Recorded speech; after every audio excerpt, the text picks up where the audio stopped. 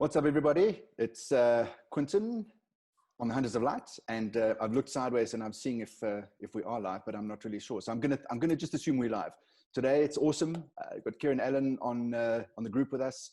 I first met him. I don't know, Kieran, how long ago was it at the Cannon Roadshow? Yeah, it was like 3 years back. Yeah. So I first met him then. And was looking at the amazing work that he was doing, and we kind of contact on and off between then. I'm not sure that we've actually physically seen each other since then. No, we haven't. No.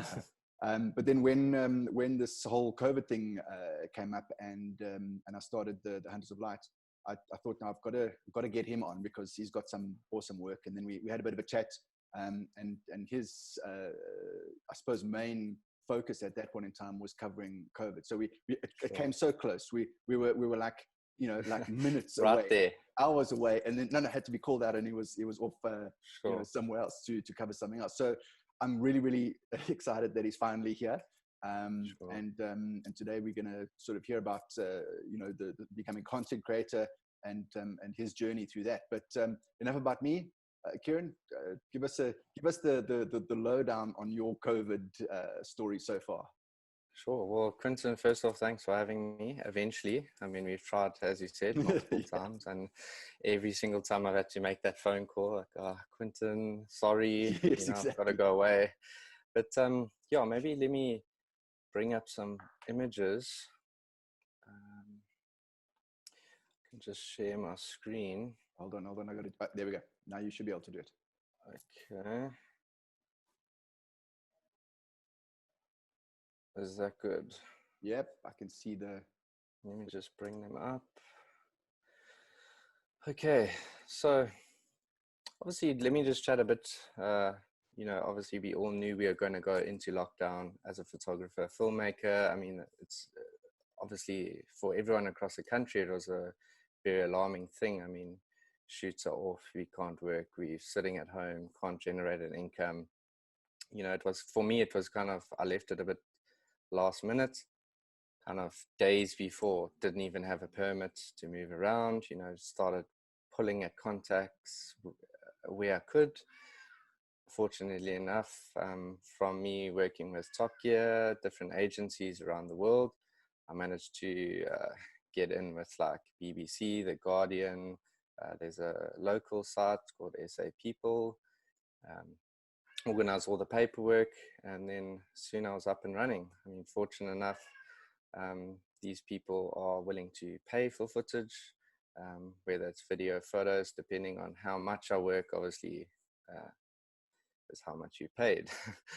So at that point, I mean, I've got a lot of friends who are in the police, and, I've got chatting to them, where are the hot spots, what's going to happen, I kind of want to film the hard news stuff. I want the protests, I want the government corruption, I want, food parcels not being delivered, strikes happening, obviously there's this huge talk on UIF, the tours, the people not getting their money. I mean, this was in Pound Town here in KZN, and the guys had been standing in a queue since about 3 in the morning, only to hear at 2 o'clock that afternoon that they are not getting any money for the day. I mean, some of these guys have spent their last 50 Rand to get to the Labour Department, only to hear, empty promises and a whole lot of nothing. It's enough to upset anyone. I mean, it's scary. You think, for some guys that are interviewed there,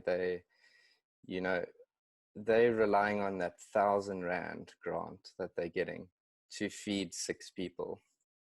When you kind of really think about that, and you're like, geez, what can I do? I need to be, as a photographer, as a filmmaker, I need to be the voice. I need to expose these problems, and that's kind of the approach I've taken to this entire COVID thing. I want to expose the issues in the society, in the government, just shed some light on it. I mean, there again, what a striking image, people waiting. It's scary. One of my favorite you know, images from that day, you know, that girl just looking down, head strung down, UIF form under her arm for absolutely nothing. And I mean, the officials eventually came out, you know, and gave a statement and basically said the system's crashed, we can't help you. You know, just some insight into that. Some ministers, you know, I would then get to interview them, and you know, they would say since lockdown we've had 12.5 million new applications overnight. You know, huge issue. And I mean, it's, you know, when you look at the demographic, it's not just, you know, African people, it's white, Indian, this, that. Race becomes this huge thing in this COVID-19, and it's really spread across the board. And I mean, you know, when you look at that image, yeah, man, it's a totally different world, you know, that people need to understand that this is what majority of the nation are going through. And, you know, I try my best to show that through my photography, through my video. Yeah, I mean, you can see the tension. I mean, this specific protest, the community was promised food parcels that never arrived. I mean, you've got this community of about 15,000 people who haven't, you know, I interviewed some people there, and they were trying to loot a Checkers literally across the road. And, you know, one of the guys just said, my 4 kids haven't eaten in 5 days. There's a Checkers across the road. Like, you know, we're gonna get food one way or the other. I mean, you see in the bottom of the image, I mean, the police firing rubber bullets. You know, it's difficult. I mean, as a creative, you kind of have to be neutral in these situations and, you know, capture both sides. You know, there's this big debate about, you know, police brutality and how that's affecting the people, and is it necessary? And to a certain degree, I mean, you have to, you know, show force, but at the same time, you know, within reason. I mean, I think the one thing that's that I think is lacking is you know, it's more of a police force than a you know, than like protection type thing. And I think it's a discussion that'll go around in circles for 100%, for ages, you know. But I mean, I think there's better ways of doing it than the way they're doing it now. No, 100%. I mean, you know, from my point of view, I mean, I was on the ground there at that specific location. There were AK-47 rounds shot at us, at the police, you know. Then the police returned fire. And it's only, you know, I've read a number of articles from this particular protest, and it was all about police brutality and not about the community that was promised food. That didn't get it. I mean, there's many, I mean, we could, as you say, talk in circles. Yeah, I think there's always going to be that sort of backwards, forwards, and I suppose within any situation, the person who gets into the news or into trouble is the person that is at the end of the dominoes falling, you know. And I mean, it's also, Quentin, I mean, I know a lot of journalists. I'm obviously I'm in that game, and I read articles of that protest from people that weren't there, that missed the whole thing completely. They got it wrong. And I mean, they publish this stuff. So, you know, it's also important for me to always be on the side of the truth. You know, you've always got to be truthful about the situation, regardless of who's at fault, you know. And it's, I mean, an image can go either way, you know. People can look at this and go, ooh, police brutality, or they could, you know, there's many different things, you know. But yeah, I mean, interesting times. COVID-19, the first time in the world anything like this has happened. I mean, protests and things, it's not a new thing for South Africa. I mean, we go through this many times a year. I mean, just looking at this image, it's the kids, you know, in those townships and things that are affected the most, in my opinion. I think and I speak for myself there, you know, with the schools that my daughter goes to, you know, there's been online education and things like that. But like, you know, that little girl that's standing in the doorway, what options are there? You know? She hasn't seen a classroom, you know, since it started. Hasn't seen a plate of food in 4 days, you know. Yeah. I mean, yeah. So I mean, from my point of view, I mean, I've tried to, you know, I've spent a lot of time with the army, a lot of time with the SAPS. You know, obviously I've been fortunate enough to capture images that not many people have been able to capture. I mean, yeah, it's a historical time. I mean, fortunate enough to go into these areas, do what I do. But at the same time, I want the content to actually do something. You know, I don't want it to sit on a hard drive. I want it to reach the right people. I want it to have a purpose.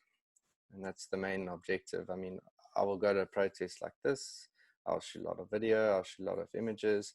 Obviously, turnaround time has to be almost instant. I mean, the agencies and stuff, if there's a protest now, we need footage almost instantly. So it's a laptop in hand, sending files literally while it's happening. People in the UK are getting it. People all around the world basically are seeing it. And then obviously there's the other side of, you know, the whole COVID-19 lockdown, and that's the empty spaces. Obviously over the years, I mean, when I met you, Quinton, you saw my Durban video. Yep. Since then, I haven't actually produced another one.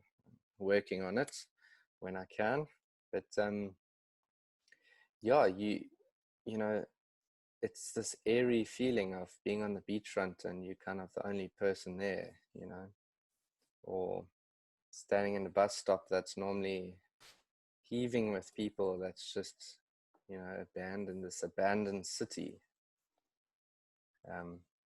And I somehow think these images will be used, you know, for years to come. Moving forward, you know, how do we learn from this? What do we take away from COVID-19? You know, obviously, I think around the world there needs to be some form of working system, if you could say that, in place. You know, often people ask me, you know, what's your take on COVID-19 and the lockdown in South Africa? I mean, everyone's got their opinion. I personally think it was premature.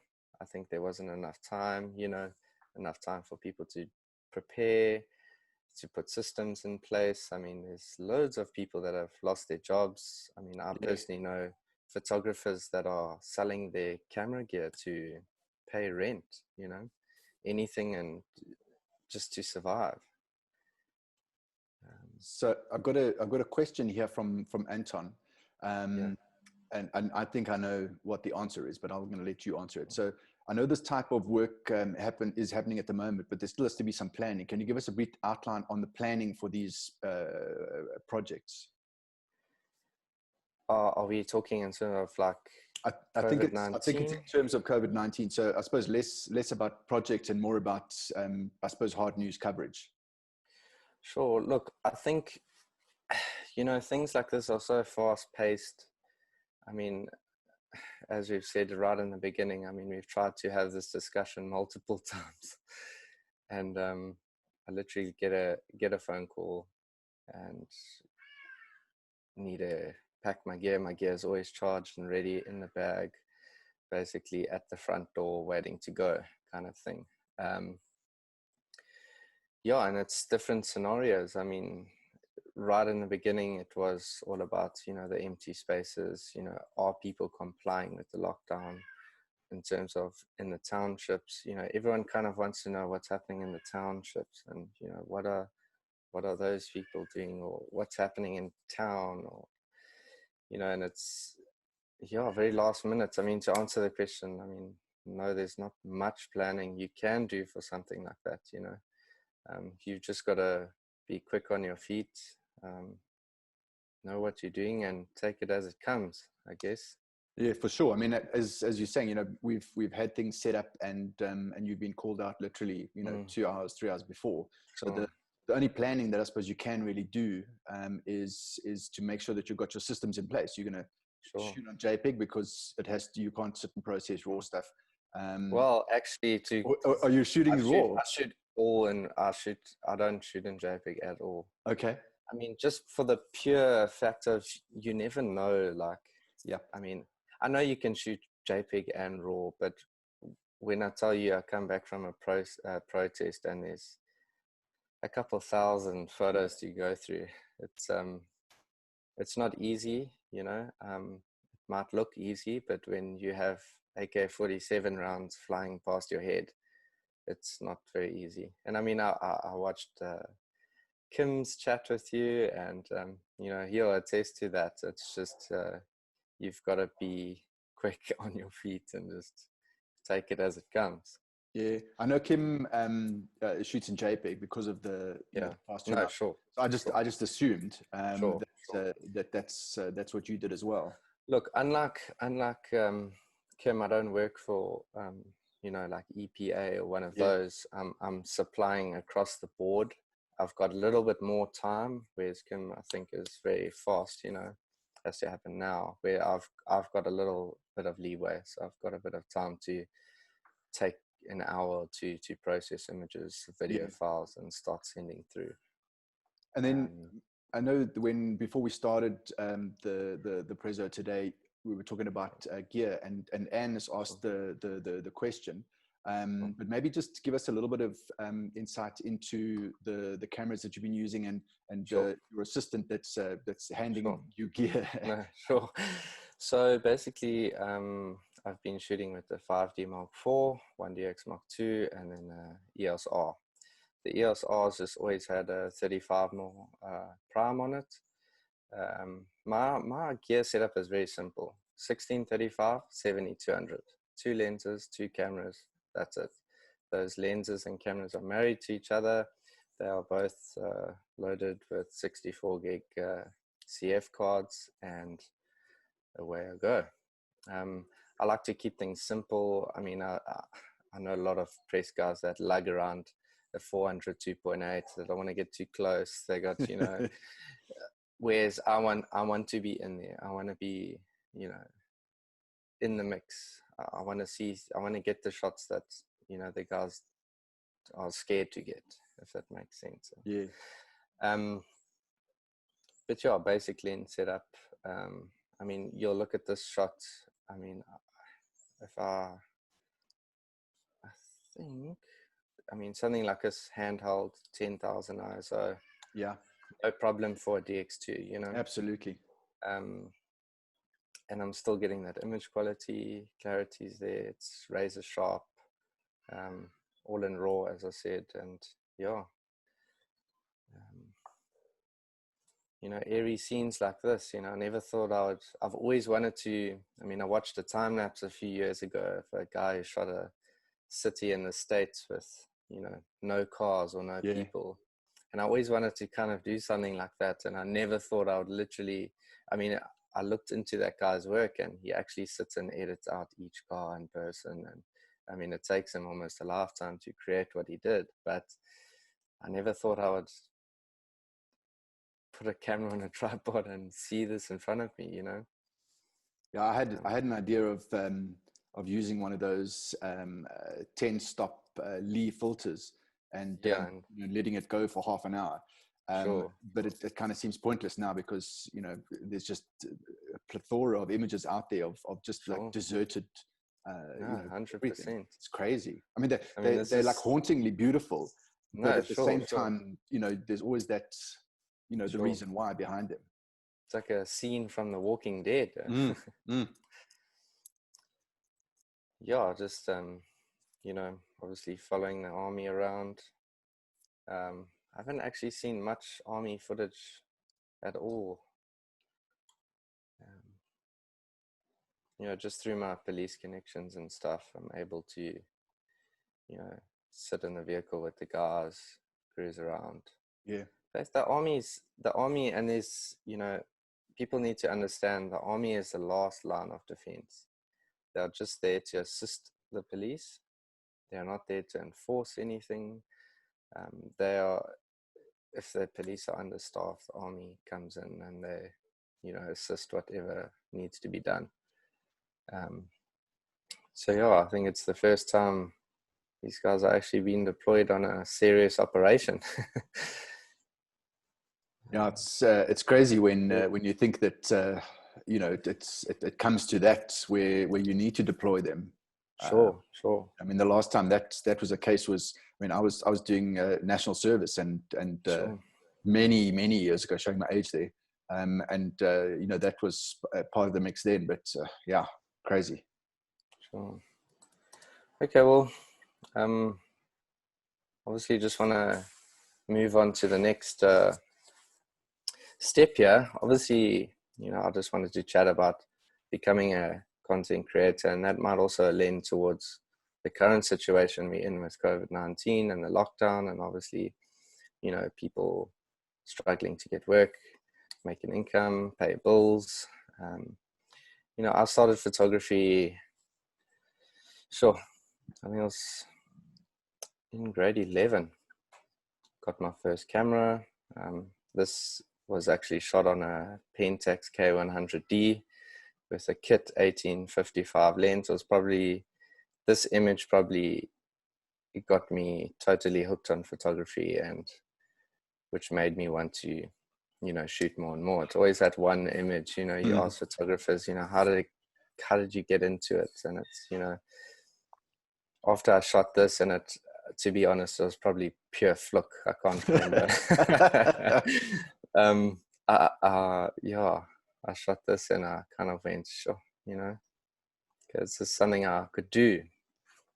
Slowly pursued it more and more. Obviously, you know, it gives an issue. I was in school. I looked at the price of cameras, and you know, there's no way. You know, it was impossible in my mind. But just basically started shooting as much as I could, and yeah, over the years, you know, I was actually, funny enough, I had a discussion with Justin Fuchs the other day about specializing, you know, photographers who specialize in something versus, you know, they find their niche and they stick to that, and versus people who don't. You know, I've kind of, look, my passion in photography is wildlife, don't get me wrong, I love it. I mean, put me in the bush, sell my car, sell everything, and I'll never come out of the bush. As long as I got a camera and a laptop, I'm happy. And something to charge your batteries. Yeah, there we go. Wildlife's my passion, but it's not my niche. It's not something I specialize in, to say, you know. I kind of, you know, it's difficult to put a title to oneself. You know, I don't want to be a wildlife photographer or a landscape photographer or, you know, a wedding photographer, to say. I want to kind of spread myself across everything and become a, as they would say nowadays, content creator. Whatever that entails, well, that's up to the person what they prefer to shoot. I mean, I, for instance, the only time I really shoot people is with the press work.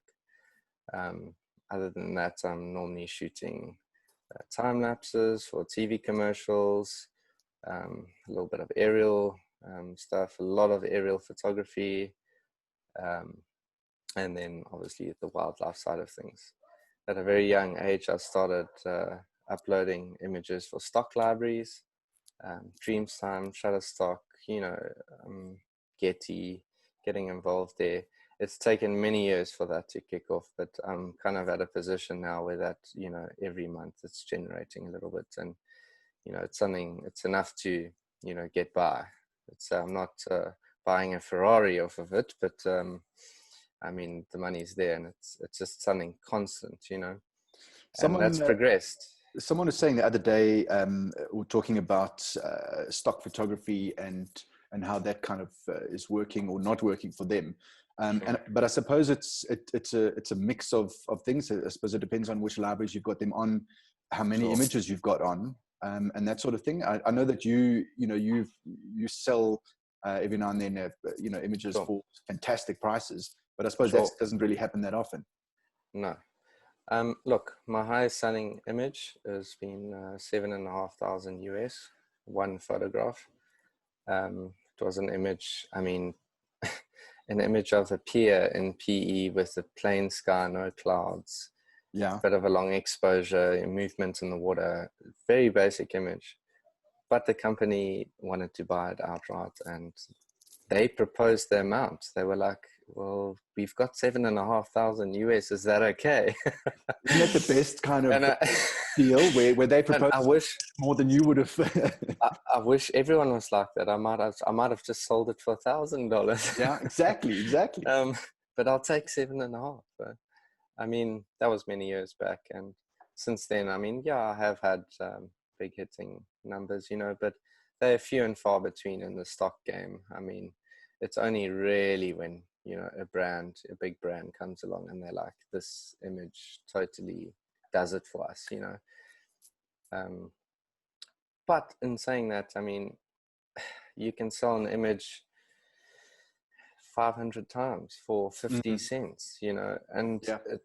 I mean, for photographers, and I'm just speaking on wildlife specifically because that's majority of what I sell online. You know, when I don't follow trends, I don't, you know, there's all these things. You go on the sites and they say, you know, what's trending, and specifically you'll go on now and you'll see COVID-19, and it'll be a shot of someone wearing a face mask or, you know, something along those lines. Whereas I just upload what I enjoy, and if that turns into a little bit of income, so be it. However, in South Africa, obviously we've got this massive advantage of having the wildlife. Yeah. Whereas nowhere else in the world has what we have. And I mean, we need to be grateful for that, you know, and use it. I mean, majority of my sales are actually Europe and the US. And when you look into it a bit deeper, it's all travel agencies, people doing tours, you know, they're building a website, they're printing brochures, there's books they're making, there's, you know, all kinds of things. And yeah, I think it's a huge opportunity, and any opportunity for me to shoot wildlife, I'm there. This scene here from the Masai Mara, been fortunate enough to witness the Great Migration in Kenya. And yeah, I mean, it's got to do something for you, you know, whether this makes me 10 cents or nothing, I would rather take the 10 cents, you know. And I think you've got to explore as much as you can. You've got to put it out there.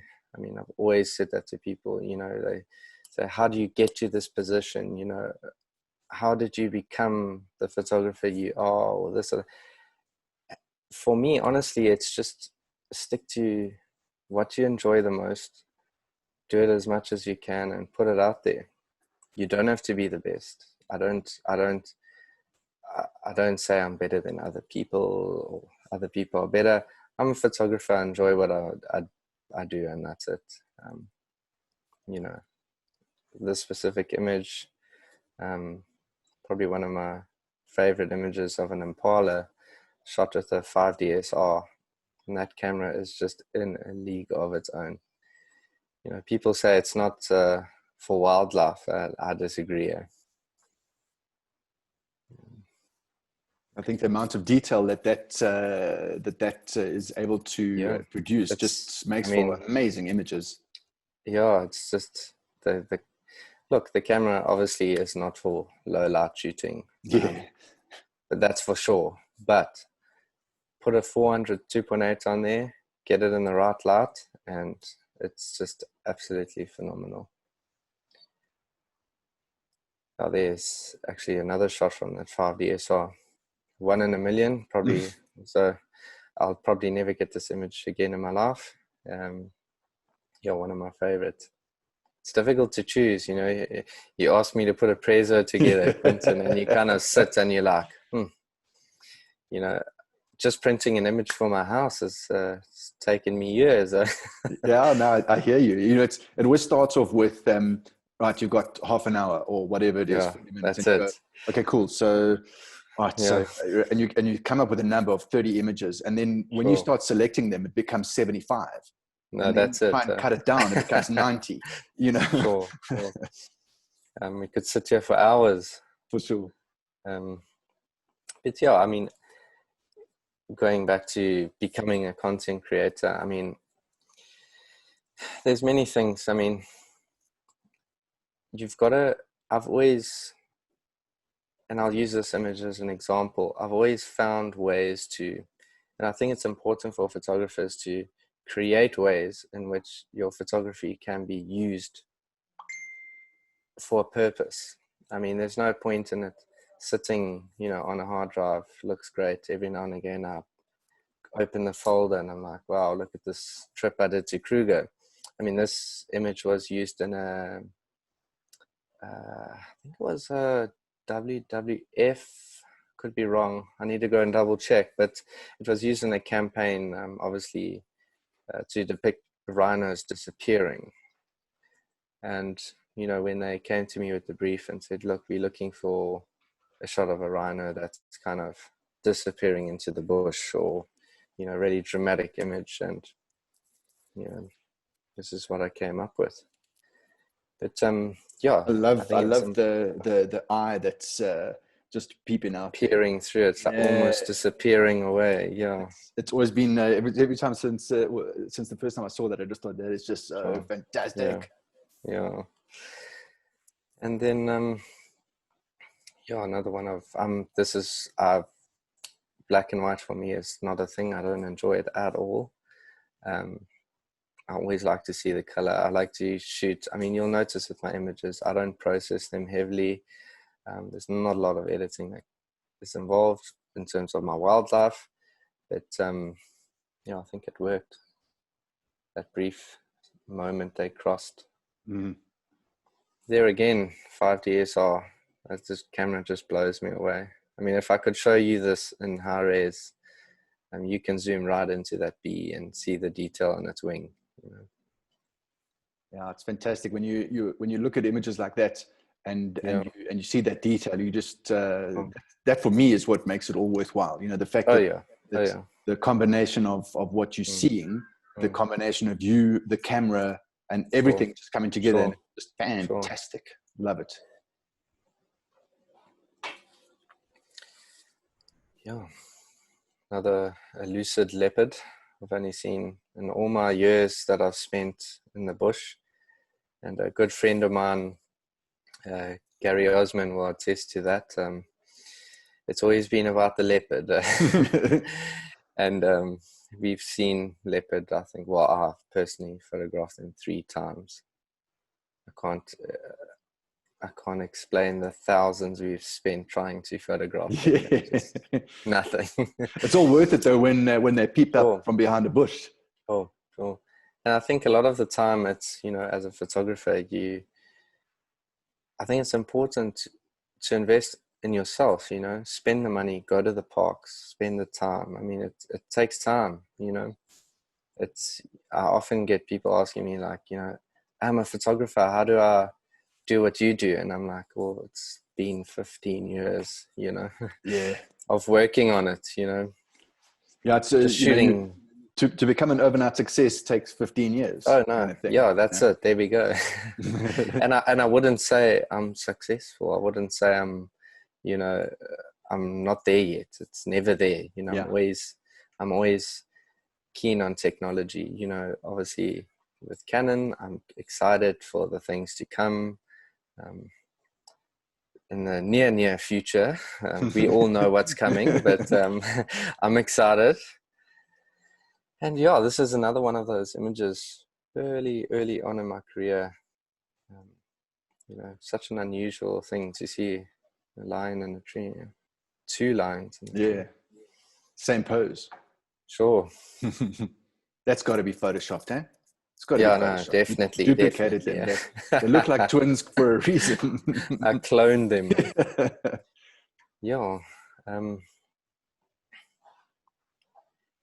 And it's always just about a purpose. You've got to give your work a bit of purpose.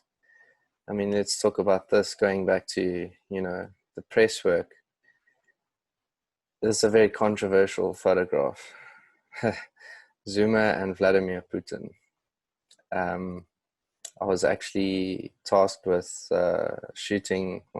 photographing all 5 presidents during the BRICS conference a couple of years back. And behind the scenes to this, I spent a lot of time with Jacob and Vladimir, and they were discussing the whole nuclear deal with South Africa. And, you know, I was kind of in the room all the time and listening, and it's crazy as a photographer what you get exposed to, and you kind of have to, again, be neutral. Yeah, absolutely. Keep your opinions. Another one of my passions is Milky Way shots. So it's always something I'm looking for.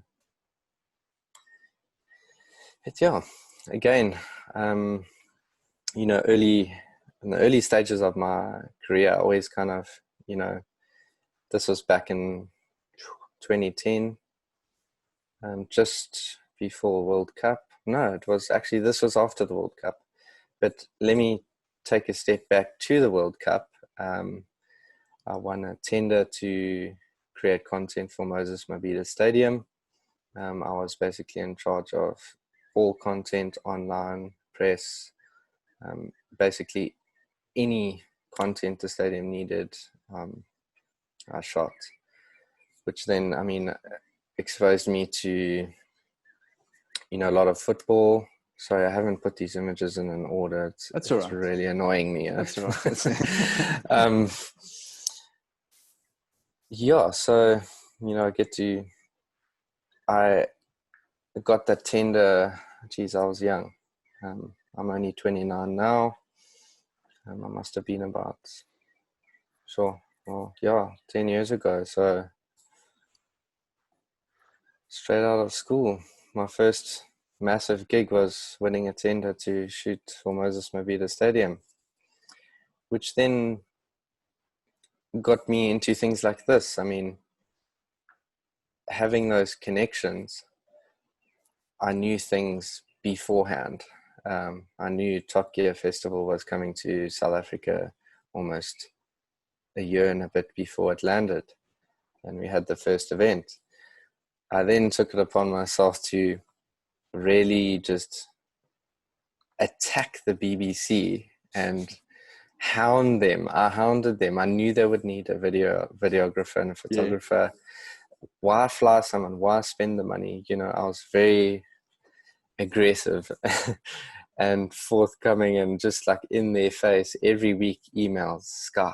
And eventually I think they got annoyed with me, battered me, and said, look, we're flying out our team from the UK. We don't need you, but thanks for the offer. I then, having won the tender for the stadium, I was shooting the first festival anyway. So I made it my mission to just shoot as much as I could. And every afternoon, I just sent them a link to all of my footage. See what you Whether they downloaded it, they used it. Afterwards, they then, sorry, now this is going back again. So afterwards, they sat down with me and said, you know, well, what's the deal? You know, we like your photography. Do you want a job, kind of thing, you know?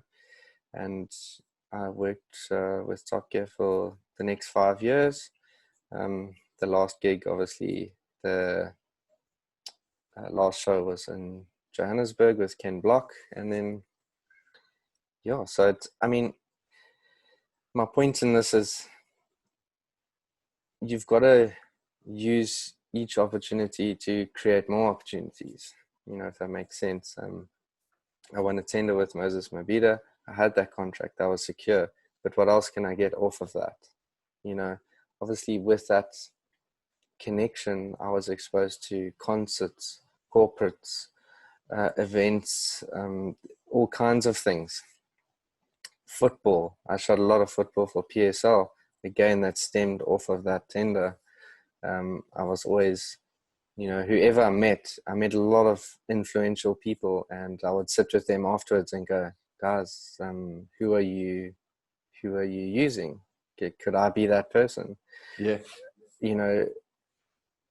And I'd say 2 out of 10 people would come on board, but such is the game.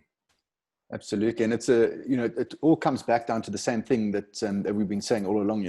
As a photographer, you're not just a guy that clicks the shutter and got the image. You've got to think about it like a business and strategically. Sure. Otherwise you do kind of tend to stagnate and get things. It's I sit on that field and I can work for one person or I could work for 5 people. I'd rather do the 5. It's difficult. I mean, it's difficult. Each person sitting there has their task, has their function, but the more and more you add on to it, the more difficult your job becomes. But financially, I mean, it makes a difference. Yeah. Sport is another, passion of mine other than wildlife. I enjoy it. I mean, Comrades Marathon, I worked on the Comrades for 7 years straight. Of those, 6 of those years, I was following the lead men. I always did lead men, and the 1 year I chose to do ladies. But again, Comrades, you exposed. I'm just looking at this image in the background. There's Bonitas, there's Imperial, there's Nedbank, Max, Delete. It's up to the creative to use their images to create an income. Let me approach every single logo that I see in this image. Let me approach these people. Do they need it? I'll give you an example. Nedbank, for instance, used one of my images of the Comrades for a cover of their runner's guide. And that was just a pure example of, I look at the images afterwards, I look at branding, I look at, things in the background, not just the subject. And I go, okay, well, let me get in touch with Bonitas. Let me speak to Mr. Price. And I mean, all these images, I've sold them to Mr. Price. I've sold images to, Adidas. I'm looking at this. Adidas has bought from me. New Balance, Nike. This image just shows you it's not easy at the top. I mean, there's first and second place, and they are finished. Yeah.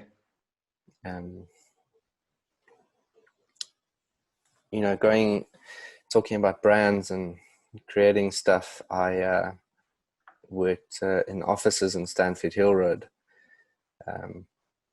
It was kind of a shared block, and downstairs was Quicksilver, Rip Curl, Billabong, all the different brands. And it's a case of, guys, I'm a photographer. This is what I do. What can I do for you? How can I help you? Can I quote? Can I, I'm here putting myself, the point of it is you just always need to be forthcoming and put yourself in the scenario. I want to shoot your wetsuits. I want to shoot your surfboards. I'm happy to do the first one for free. You can tell me if I'm good enough.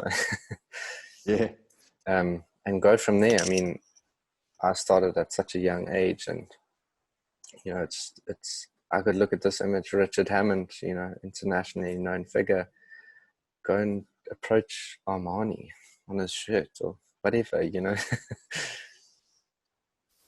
That's definitely something that I know, but to hear someone say it and reinforce it, you just kind of go, oh, it's so obvious, But and it's things that you know that you should be doing it because it's so obvious, but we don't, so it's good to hear.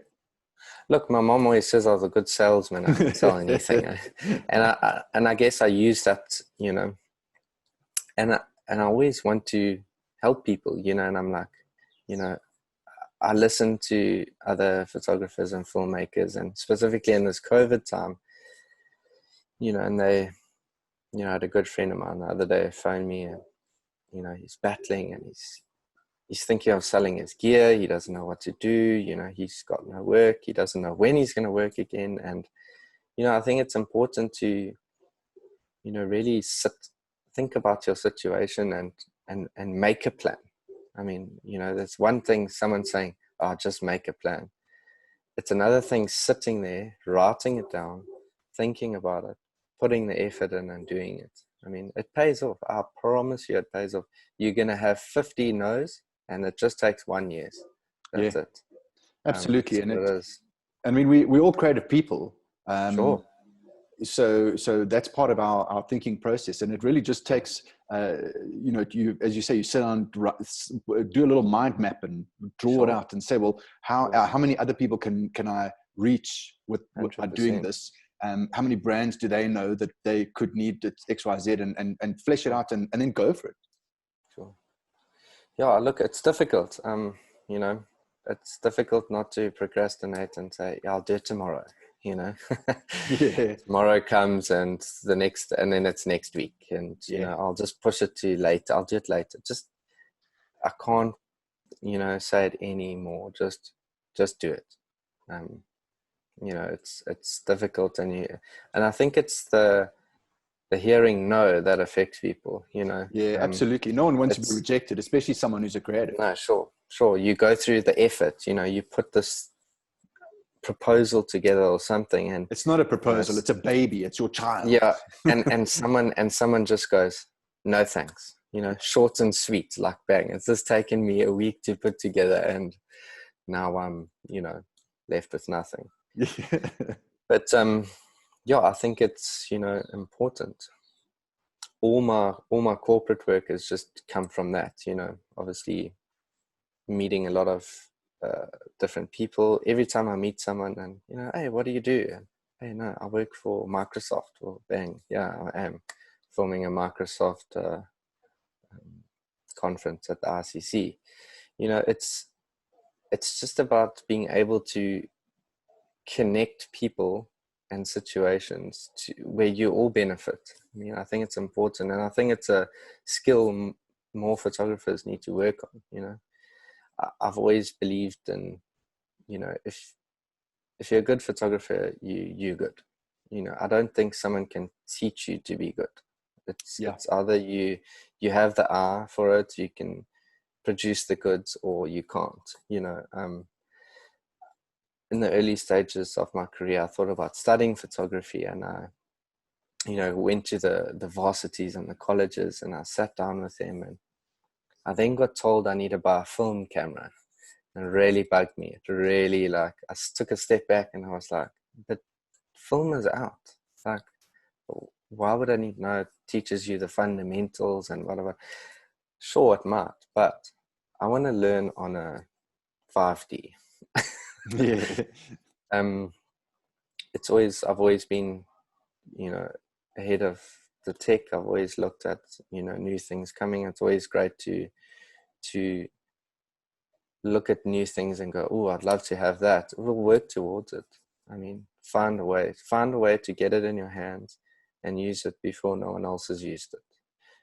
Find a way to loan it if you have to. Use it, get there. The more you shoot, the more you use different techniques, the more the quicker you learn and the faster you progress. And I mean, geez, I never with my K100D thought I'd be shooting a Telkom knockout final, but it was, hey Roger, hey Justin, I've got my first football game. Like, I would love to try a 400 2.8 and a 1DX, Sure, no problem. There we go, my boys. Have fun, and bang, images like this come. It then just, it does something for you, subconsciously you're now producing something, and it really does something for you as a creative. The Stig. Don't ask me who the Stig is. Yeah, was it the Stig? I'm allowed to tell someone you. Local who was wearing his uniform. Look, the Stig is many people. Yeah. There is one Stig. I mean, let's not get it wrong. I mean, there is one original, but it's not practical to have one person travel the world. I mean, Yeah, music industry. I mean, I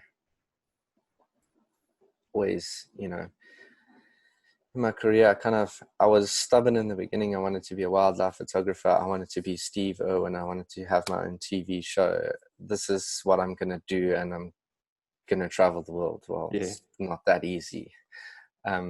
So I had to kind of find things that I enjoyed doing in my passion so that I'm a strange person. If I don't shoot weddings, people, babies, families, any of that, purely because I don't work well with people. It sounds weird, but I enjoy standing in the background and capturing something naturally, as opposed to having to direct people into an image. I would much rather, you know, like this image of Skrillex. I mean, world famous DJ. I think I shot this with the 300 mm, and just stand back and let it happen. You know, I think people appreciate natural things more than posed. Again, old Snoop Dogg. I got in a lot of trouble for this image. He was handed that leopard skin by King Goodwill Zolatini. You know, it's a respect thing. It's a royalty thing, and posted the image online, and the activists almost had my head. Really? I mean, I guess, you know, as a photographer, you build a brand, you build an image. You know, people know me for my Durban videos. I mean, I never want to put a name to myself or a title, but I mean, everyone goes, "Ah, oh, nice Durban video," you know, every time they meet me. And yeah, it's difficult to, you know, you've got to think about your brand, what you put out there. You really have to, you know, I posted this image, I thought nothing of it. Next minute, just being, there's just this negativity raining down on my page, and I'm like, well, what's going on? And then I gave it some thought, and I was like, okay, well, each to their own, but this was actually what happened, you know. Yeah, it's interesting how people will look at images that you've taken and, you know, have their opinion either way, but it's not as though you styled it or no, sure, no, that's the thing, and I think sometimes that gets lost in the mix. Sure. I mean, I had comments like, "How can you post this on your page?" And I'm like, "Well, it's Snoop Dogg." You know, who doesn't want to see Snoop Dogg? Yeah, you know, I've done a lot of work for big concerts. Yeah, another shot of John Legend. I mean, again, Moses Mabhida Stadium, linking into other clients. Yeah.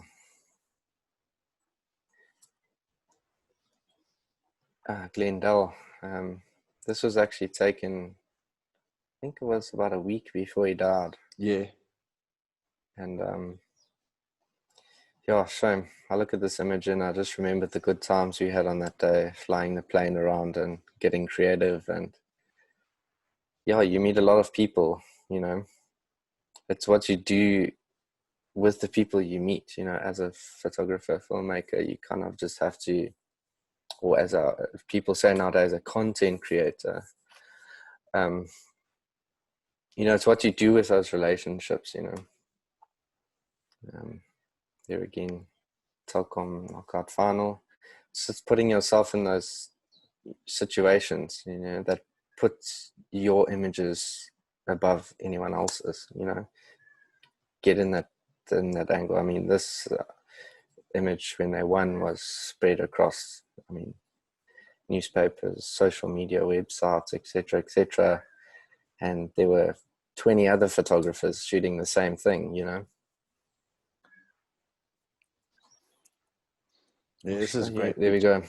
So Gugu Zulu, I met him through Top Gear, and yeah, became a great friend of mine. And sure, when he passed away, I was so shocked. You know, he was doing something for charity and had a heart attack and died.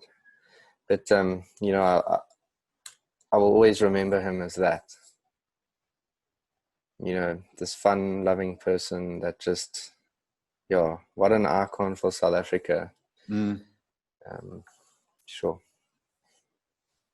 I've got a question here from Janita. Yeah. Have you traveled out of the country to shoot, invited or personal shoot? Yeah, no, for sure. My biggest international trip was to China. We went to Shenzhen with DJI, obviously when drones became a big thing.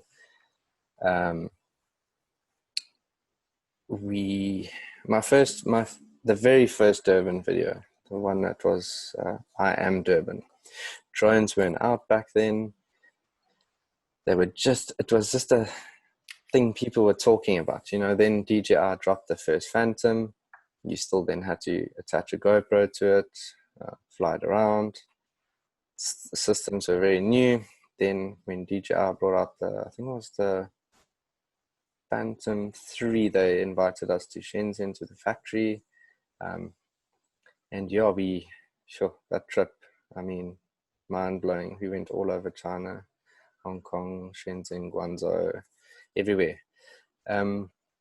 So yeah, I mean, to answer the question, yes, I've done a lot of Africa, Kenya, Namibia. As you can see in this shot, I mean, everyone knows Dead Flay. Such an epic place. I mean, just to put in perspective, there's a lady in the bottom right, and such a grand place, and something many photographers have shot. So you can actually see the lines in the background of the dunes of people climbing up the dunes, and it's crazy. It is a spot. And if anyone hasn't been there, it's definitely worth a trip. Yeah, another one of the stadium, unique image. Just literally drove past, saw the puddle, reversed, stopped, got out. Best image of the stadium I've ever shot. It's in the early days. Okay, a candid shot of Richard Hammond. I mean, Top Gear always did, you know, out there, extreme things, you know, and that was right up my alley. Just enjoyed it. I was actually banned from using this image anyway, because of so much controversial things about Jeremy Clarkson. It's just they didn't want this going anyway, so screenshot and send it now. I don't work for them. It's a South African image, driving a taxi. Yeah, so look, I've got into a lot of aerial photography. I've always been fascinated with it. Most of my aerial photography has actually been self-funded. Very little of it has been commissioned. I've just always, I mean, I was down there on another job. I thought, geez, what a clear day. Let me spend $5,000, get in a chopper. And this particular image has made me about, I think I checked it yesterday, it was 26,534 Rand off this one image. Stock libraries across the board. So that $5,000 paid itself off, and you know, I'm 11,000 in the green, which is great. I mean, and that's happened over the space of, I'd say, 4 years. So in 4 years to make that kind of money off one image, why are more people not doing it? You know, you've got to see it. I mean, you've got to go. Now's the time. You know, I see an opportunity, and I think my career has always been based around opportunities and things that I think could work. You know, I've done lots and loads of things that haven't worked. You know, but it's when it does work, it works. And that's the important thing. So you're going to have the things that fail. but when it comes right, I mean, it works. Yeah, there again, same day, just a different angle, super clear. I mean, it looks like a fantastically clear day. Yeah, it was incredible. I mean, I would have been stupid if I didn't get up in the air, you know. And a drone is just not good enough, you know. People have this misconception of drones, and I just stick a drone up. I mean, look at a drone image versus an image of a 5D. It's chalk and cheese. You can't compare. Again, obviously off of my Durban videos over the years, I've really tried to capitalize on my home city, try to be that go-to guy when it comes to any agency, tourism board, corporation, whatever you need footage on Durban. I've got video, time lapses, aerial shots, whatever, sunrise, sunsets, any major event, stadium on, stadium off. Yeah. I've just, you know, and majority of my career has just been basically get in my car, drive, shoot, and monetize it afterwards. I mean, that's always the biggest message. You know, if you don't have the goods, you can't put it out there. Absolutely. You know, I'll shoot an image like this on a clear day and I'll send this out to my network and I'll be like, hey guys, how's this image? As simple as that. Yeah. Check this new shot I got of the city. Bang. And I mean, since then, I took this about, I think it was 2 months back. Made about 10,000 Rand off this image so far. So yeah, definitely pays off. And this was flying back from another job that I actually got commissioned to shoot a billboard. This was just on the way back to Virginia, just at the right angle, right light. Yeah. Well, could have been better, but it's still a cool image. Yeah, just stills from time lapses. It's always a interesting one. This was during the lockdown, as you can see, all the people and their permits driving around. Yep. Yeah. It's been a crazy wave during this lockdown. It's, you know, the first week was dead, completely dead. No one, no cars, no nothing. People then started gambling, you know. Let me just see what happens, you know, what they're going to do. And I mean, I filmed a lot of people getting arrested, a lot of things happening, but it's definitely back to normal now. I mean, in Durban, at least, I mean, the traffic, I mean, I'm sitting in traffic every day. Back to that, I mean, send me back to level 5. But even, I think I did a job about 2 weeks ago, maybe 2.5 weeks ago, and I was shocked at how much traffic there was on the highway. And even a week and a half ago also, for me up here, it seems like it's back to normal. Sure. Yeah, again, I mean, I'm a Durban boy. I live here, you know, it makes sense for me to create as much as I can on my home city.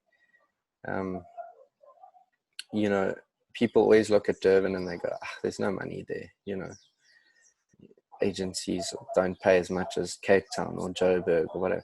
I tend to disagree. I mean, you can, again, looking at the image, I can sell this to the stadium, I can sell it to the tourism board, I can sell it to Suncoast Casino. Who else is in the image, you know? And I kind of go through and then I'll put it specifically out to those people. And I'll be like, guys, shot this morning. Would you be keen? 1,000 Rand, whatever, you know, and whatever that fee may be. And maybe they all say no. But if one says yes, well, then there we go. Again, you know, sold this image to ABSA after I'd shot it. Everything, majority of my career, it's always been after the fact. Obviously, you do get commissioned to shoot specific stuff, but, you know, no one would really commission you to shoot something like this. Well, not on my contacts. But, you know, after the fact, you see that little ABSA logo in the middle, that red logo. It's boom, shoot an email to them. Hey guys, majority of the time, I'll be honest, you don't even get a response. You know, you've just got to kind of make a couple phone calls, get the marketing department, speak to the guys. Hey guys, shot this image. Would you be interested in having a look? It's as simple as that. Whether they do anything with that, whether they remember you for their next corporate event, yes. I mean, it all attests to, you know, what you need to achieve, you know, going forward. Yeah, just some Hong Kong city streets. You know, another favorite thing for me to do and is to just drive into town and walk around, you know, whether it's overseas or in Durban. I do it all the time just to sometimes just get your mind off your day to day, you know, just take a drive down and shoot some images. Whatever you see, capture it. Again, just enjoy the harbor. I mean, who doesn't in Durban? I mean, I think every photographer in this city has goes down to the harbor. That's a great image. Yeah. Look, I've centered all these images basically around Durban, the stadium, my wildlife, and then obviously the COVID stuff, purely because the stadium was a vital part in my career, which enabled me. I mean, they were the gateway. You know, it just takes one client to enable you to reach the next. What I used the stadium for was to network with as many influential people as I could, not initially ask for work. You know, it's kind of, for me, in my career, it's about friendships. It's about the relationship. It's about having a braai on the weekend, you know, with clients, with customers. You know, it's that that healthy relationship. You know, if I'm always in that part of your mind, I will always be first on your list, you know, if that makes sense. Absolutely. And I've always kind of tried to build relationships. Just even if it's, how's it, man? Do you want to meet for a cup of coffee? I haven't seen you in a while. It just sparks a conversation, and that's all it takes. You know, as a content creator, as a creative, it's just about those relationships. I mean, you know, there's a lady that works for the stadium, Laura McLeod, and really good friend of mine, and I'll just pick up the phone with her and just chat, you know, not even about work. I mean, just I was chatting to her over this COVID stuff right in the beginning. You know, it's how am I going to make money out of, you know, this lockdown and the media side of things, and what am I going to do? It's pick up the phone. Hey, Laura, what's happening? Do you know any contacts in the city that might require X, Y, and Z?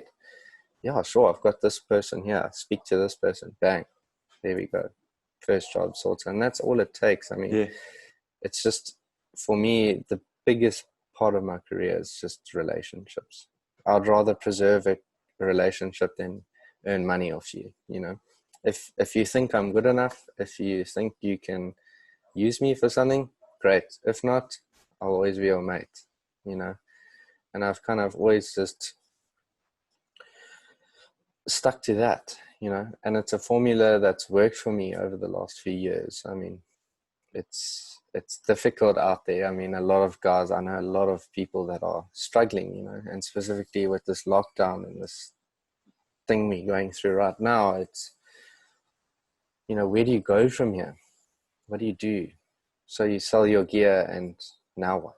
You know, you've paid the month's rent. Where do you go from here? I would personally it's just about finding that synergy between you and your network and working. I think there's always an option, but sometimes it's difficult when you're overwhelmed with the negativity. It's difficult to find your way out of that. And I find it really refreshing. And from like such a different angle, the way that you've approached it, and I think it's fantastic. There's definitely something that's I'm going to try and include more on my side of things. I hope you don't mind. I'll put a little TM 100% and register trademark. You'll get 3 cents every time, but no problem. But I think it's fantastic. It's just really an interesting way of approaching it. Yeah, look, I think I can only really talk for now. I think we're in really hard times, and as a content creator, or someone, let me reword that. For someone who specializes in a niche, let's take a wedding photographer, it would be more difficult for them. Obviously, you would have to adapt, as averse to a content creator, as people call us. We shoot multiple things, Going back to my conversation with Justin the other day, it was, like, when is it time to specialize in something, and when is it time to expand on what you do? It's like specifically this lockdown. I mean, you're a photographer. If you're a good wedding photographer, you can sure as hell shoot this image. I don't see why not. It's just about getting out there, doing it, and and it's scary. I think for most people, it's the unknown. I thrive off the unknown. I thrive off the challenge of I don't have work next month. Shit. What am I gonna do? Now what? Let me see what I can do. Let me go online and see if there's any events happening. Let me see if there's what's going on around me. And I think you as a content creator, you have to be very aware of what's happening around you, and at the same time connected to what's happening. Yeah, I think that's important. What you've been saying about your connections and your relationships and making sure that they're in place. I think it's key. I mean, there comes a time where, lockdown, where you have to kind of lean on those connections and go, guys, like, is there anything I can do? Whatever that may be. I mean, if it puts food on your table, so be it. But I think, it's just the ultimate for me is preserving relationships. And that's the biggest benefactor in my career, becoming a content creator, becoming someone who can shoot photos, video, time lapses, aerial, drone, etc. I think it's important. Also there's also this debate: do you specialize in something? Is it beneficial for you as a photographer or filmmaker? Is it beneficial for you to specialize in family portraits? Are you doing this for a hobby? I think there's a huge difference as well. I mean, I can only speak for professionals, the people who rely on filmmaking, photography for a living. It's very different from something that's a hobby and you've actually got a day job. But for us that rely on it, I mean, it's scary times. Yeah, absolutely. I just wanted to check. Is this your last slide or? Yeah, this will be my last slide. Yeah. Then I'm just gonna pop us sure. Like so, etc.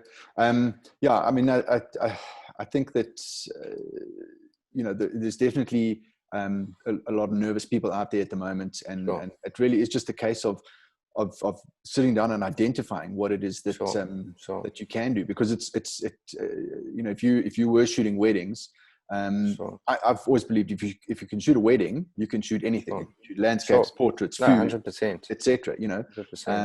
But it really is just it's more of a mindset thing. I mean, I know for me, I wouldn't have been able to just sit and well, what do I do now? So I started Hunters of Light. It's become such a great thing. I mean, it just shows you. I mean, fortunately, but the thing is that you can, if you put your mind to it, you can just say, well, okay, so I'm in deep shit now. I need money or whatever. What do I do? and then you start finding things and you do them and you follow through them. And if you've got relationships in place, then you, like you say, you lean on them and what about this? What about this? Can I shoot this for that? And then next thing you know, you've built something that you can leverage off of, which is great. I mean, even with the COVID-19 and the work I've been doing during lockdown, the people I've met, the relationships I've created, I mean, I'm going to see these through for the next couple of years. I mean, I've met some really influential people, and, they're already like, okay, this is our rollout campaign. This is what we're doing. This is how we are overcoming this situation. And this is how you can help us overcome this. Obviously, in my opinion, the digital age is now here completely. I mean, if you don't have an online business, if you're not having Zoom meetings, if you're not, I think what COVID-19 is doing is going to change the way forward. And I think, it's important to be on top of it now rather than later. It's the people who are in it now that will benefit going forward. If you're good, being good helps. I say that in a way. I don't see myself as being this great photographer or whatever. I enjoy shooting what I shoot, and I put the same amount of effort into every single thing that I do. And I think if you can put that authenticity across to people, and it just builds the relationship even bigger. And going forward, it's the best thing. I mean, I've done it from day one, and absolutely, I'm here today. seems to be working for you. So, and if I can, if anyone else has any other questions or anything, they must feel free. Pop me a message, inbox me. I'm happy to help. I'm always here to help anyone that's and I will give you an honest opinion on something. Yeah, I think there's and I certainly appreciate that. I mean, I know there's a lot of people that are very tight-lipped and that they don't want to give away the secret sauce. But as per the discussion, the Q&A we had yesterday with Lee, the more people that you can influence and help up, the better the whole industry becomes, and everyone benefits. So I think it's important, and I think that encouraging people and explaining to them how they can do things. They might not be in the same situation as you or myself, but just the thought of, I didn't realize that if I did that, then so I think I think people need to learn and use the negative situations. I've been in a situation. I've had to sell things to pay rent. I'll be honest. I've been there. I've done that. What I've taken away from it is that I've learned, and I've just gone, hang on, I shouldn't have done that. I should have, put in maybe a little bit more effort, or done this or done it. No one's perfect, and you need to learn from each situation and see what your way is going forward. My way might be different to yours, and that's fine. Absolutely. All right. Well, I think we're like well over time, which is great. Okay. It means that's cool. Means that we had stuff to talk about. If we finish after 20 minutes, cricket. Sure. So what you can do is, once we're done, you can check out through the comments and answer people, because there's been a lot of complimentary, comments and that sort of thing. Your work is great. Okay. And I just a huge thank you to you. Thanks for coming through. And Quinton, thank you for the opportunity. It's a pleasure, man. I'm glad we've finally put it together. I kind of started feeling. Last time I had to phone you, I was like, oh, no ways. And you know what? When you did phone, I was like, he's going to cancel. Hey, how's it going? It is what it is. I mean, at that time, COVID, things were happening. I mean, it was protest left, right, and center. This happening, that, and I was like, shit. I've got this talk to do. Yeah. Listen, work is more important. It's just sure. It's the way it is. So it's all good. But so thank you very much. I appreciate it. You're awesome. I can't wait to hook up with you when I'm down in Durban again. Maybe we should. Roger, I see Nikki also on here. Roger, Nikki, Justin. Let's do a Durban thing. A bra. Okay. A bra and a beer, bro. There we go. Yeah, when we're allowed. Yeah. We'll smuggle us there. Cool, man. We'll do an illegal one. Yeah. Thanks, Kierran. I appreciate it, man. Awesome. Have Thanks, a fantastic weekend, and yeah, I'll see you next time I see you. Thanks for having me, man. Okay. Cheers. Bye.